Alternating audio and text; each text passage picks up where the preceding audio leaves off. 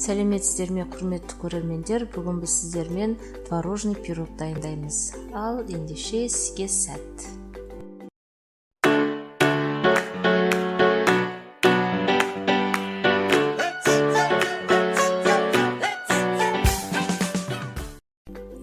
Құрамы 2 стакан ұн, 100 грамм маргарин,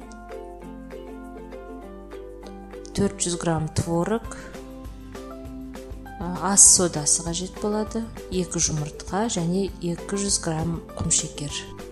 2 стакан ұнға 100 грамм маргаринді қосамыз және оның үстіне 1 чай қасық ас содасын суға сөндіріп алып қосамыз және 100 грамм құмшекерді араластырып талқан жасаймыз.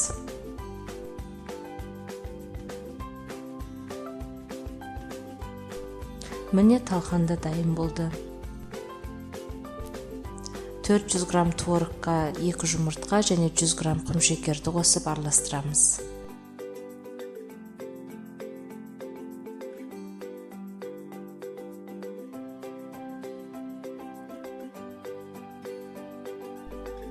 Майланған табаға талқанның жартысын салып аламыз, жаймалаймыз жақсылап, содан соң арасына жаңағы творогты қосамыз. Одан кейін оны жаймалап алған соң үстіне талқанның қалғанын қосып пешке қойып пісіреміз.